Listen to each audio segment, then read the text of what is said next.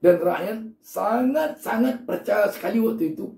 Karena seorang presiden yang lebih dikenal dengan presiden merakyat, presiden wong deso.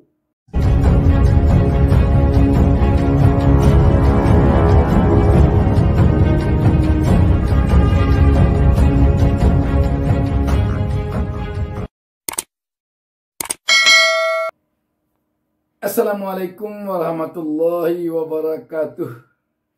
Senang sekali kita dapat berjumpa kembali pada kesempatan ini. Saya Bustaminarda kembali mendoakan kepada Allah SWT semoga kita seluruhnya, terutama penonton channel YouTube Bustaminarda ini, semoga diberikan keberkahan hidup oleh Allah SWT. Dan semoga kita semuanya diberinya petunjuk ke jalan yang benar. Sahabat BN, ini ada kabar menarik sekaligus memiriskan. Alkisah ini berawal pada tahun 2015. Coba kita baca beritanya agar kita bisa melihat gimana sebenarnya. Dan informasi ini sekarang sudah beredar di Twitter dan sudah viral. Demokrasi.id menurunkan berita di bawah judul "Tragis dibohongi pemerintahan Jokowi sejak 2015. Pemilik pabrik pertanian Al-Sintan curhat di medsos." Demokrasi.id, seorang netizen dan juga pemilik sebuah pabrik alat dan mesin pertanian atau Al-Sintan bernama Heru Lelono Elone membagikan kisah tragisnya dibohongi pemerintah. Berawal dari pesanan Al-Sintan oleh pemerintah pada tahun 2015 lalu. Ikuti kisah selanjutnya di sini. Mempertanyakan janji. 1. Alkisah Presiden Jokowi hadir di pabrik peralatan pertanian kami di Milir, Madiun. Atas info Menteri Pertanian saat itu Amran, beliau mengatakan bahwa pemerintah memerlukan sekitar 60.000 Al-Sintan pemanen padi. Lalu menanyakan kemampuan produksi kami. 2. Jadi diberinya item 1, 2. 2. Pemimpin pabrik Kiai Mblebes menjawab setahun mampu menyiapkan 200 buah mesin. Presiden mengatakan kurang, bisa 1000 buah. Kami jawab bahwa permodalan kami terbatas. Lalu Presiden bertanya kepada Pak D. Soekarwo, Gubernur Jawa Timur dan Komisaris Utama Bank Jatim atau Komut Bank Jatim, serta pejabat bank yang hadir. 3. Beliau minta bank untuk bantu membiayai. Pendek cerita, akhirnya pabrik kami bekerja keras memproduksi 1000 mesin sesuai permintaan Presiden. Sepanjang perjalanan produksi, tanda-tanda pembelian oleh pemerintah seperti diliputi kabut tebal. RK Mblebes mondar-mandir ke depan, maksudnya Departemen Pertanian. 4. Bahkan bawa surat dan datang sendiri ke istana, yang hasilnya hanya selembar surat seknek.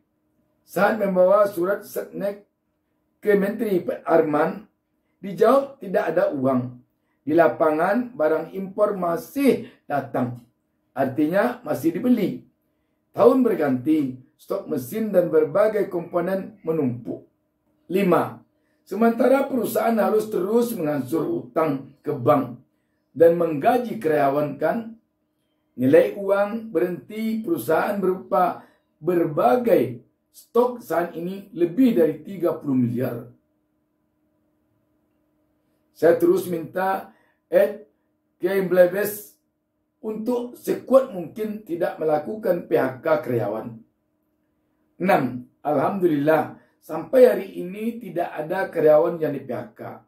Berbagai aset pribadi harus kami jual agar karyawan masih bisa membiayai keluarganya. Mengapa semua itu kami lakukan?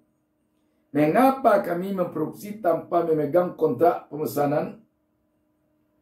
Jawabannya sangat sederhana. 7. Kami sejak 2007 berniat melakukan sesuatu yang bisa membantu petani. Selain menciptakan lapangan kerja di dalam negeri, diawali dengan memproduksi pupuk pesanan pemerintah untuk pupuk subsidi. Pabrik pupuk awal kami juga hidup enggan mati pun tak hendak akibat subsidi yang ditebas. 8. Selain itu kami ingin membuktikan bahwa anak negeri mampu membuat sendiri. Kedua, mengapa kami percaya bekerja tanpa kontrak? Karena pembelian Al-Sintan oleh pemerintah dilakukan melalui e-katalog. Dan yang lebih penting lagi, kami mendapat order langsung dari seorang presiden. 9. Apalagi presiden hadir sendiri di pabrik kami. Siapa lagi yang lebih kami atau rakyat percayai di atas seorang presiden? Itu idealisme kami. Saat ini kami hanya bisa memohon bantuan kekuatan kepada Allah yang Maha Adil untuk survive bersama karyawan dan keluarganya yang biaya hidup. 10. Kalau tidak kepada Allah, ke siapa lagi kami harus memohon? Presiden Jokowi, Pak D. Karwo yang saat ini Watimpres, Mentan, apakah masih berkenan mendengar? Yang kami terima saat ini hanya tamu dinas pertanian yang bolak-balik survei. Tanya kapasitas produksi tanpa membeli. 11. Banyak ayat, banyak petua sesepuh, banyak nalar yang mengatakan bahwa janji haruslah ditepati. Karena hal itu bagian dari ciri orang beriman. Kisah ini berawal dari kehadiran Presiden Jokowi pada tanggal 6 Maret 2015 di pabrik kami. 7 tahun kami mempertanyakan janji.